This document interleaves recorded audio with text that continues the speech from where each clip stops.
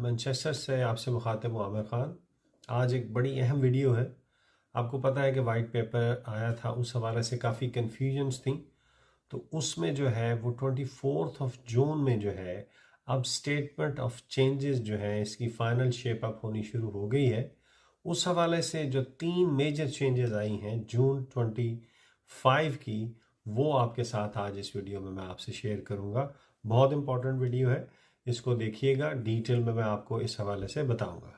अगर हम बात करें तो जो पहली चेंज है वो यूरोपीय यूनियन जो प्री सेटल स्टेटस रखते हैं उनके लिए है, और ये एक अच्छी गुड न्यूज़ उनके लिए सामने आई है। वो ये है कि उनकी जो एब्सेंस के हवाले से है, पहले ये होता था कि जो प्री सेटल स्टेटस लेके यूके में मौजूद हैं उनको विद इन 1 ईयर जो है वो 180 डेज जो एब्सेंस है वो आपको परमिशन थी कि आप यूके से बाहर रह सकते हैं।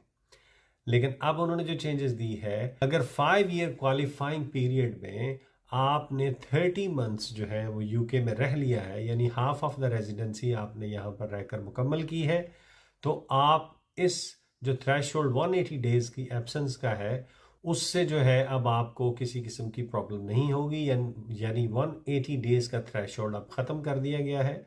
और इसमें अगर आप 30 मंथ्स यानी हाफ ऑफ द पीरियड किसी भी 5 ईयर के ड्यूरेशन के दौरान अगर आप यूके में रह लेते हैं तो आप सेटल स्टेटस के लिए एलिजिबल हो जाते हैं। तो ये एक बहुत ही गुड न्यूज़ है। जो प्री सेटल स्टेटस रखते हैं और वो सेटलमेंट स्टेटस के लिए जाना चाहते हैं तो उनको अब 30 मंथ्स जो है वो सिर्फ यहाँ पर रहने का एलिजिबिलिटी दिखानी होगी, तो वो क्वालिफाई कर जाएंगे सेटल स्टेटस के लिए।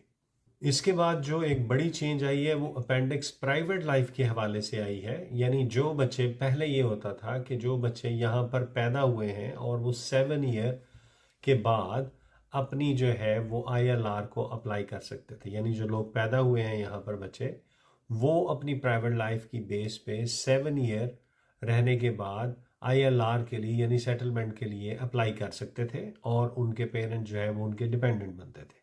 लेकिन अब इन्होंने जो चेंजेस की हैं वो जुलाई में, ये बात ज़हन में रखने की ज़रूरत है कि ये सारी जो है वो डिफरेंट जुलाई के मंथ में जो है वो इम्प्लीमेंटेशन स्टार्ट हो जाएंगी।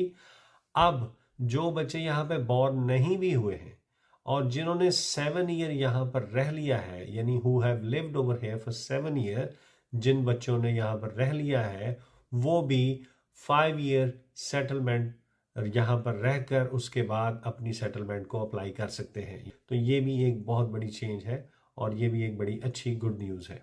और तीसरी अगर मैं मेजर चेंजेस की बात करूं तो वो लॉन्ग रेजिडेंस रूट के हवाले से है। पहले आपको पता है कि अगर आप 10 ईयर लॉन्ग रेजिडेंस रूट पे हैं, अगर आपने लॉफुली जो है कोई स्टूडेंट वीज़ा पे है, वर्क परमिट पे है, यानी डिफरेंट जो लॉफुल रेजिडेंस कोई शो करवा सकता था, तो वो आप उसको एलिजिबल हो जाते थे अगर आप दूसरे चैनल आइलैंड वगैरह में भी रह रहे होते थे जो यूके के हैं, आइल ऑफ मैन वगैरह।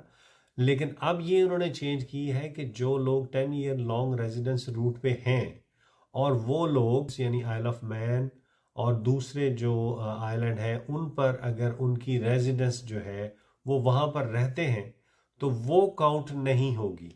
तो ये बात ध्यान में रखने की है कि जो लोग आइल ऑफ मैन और इस तरह के दूसरे जो चैनल आइलैंड हैं वहाँ पर 10 ईयर लॉन्ग रेजिडेंस रूट में वहाँ पर रहना चाहते हैं या रह चुके हैं, तो वो इस लॉन्ग रेजिडेंस की तरफ जो है इसकी काउंटेबिलिटी काउंट नहीं होगी।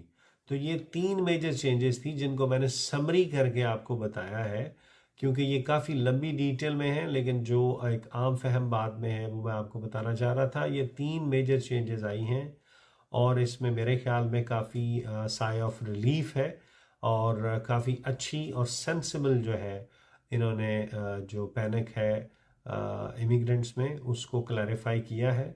Hopefully it will help you. Thank you.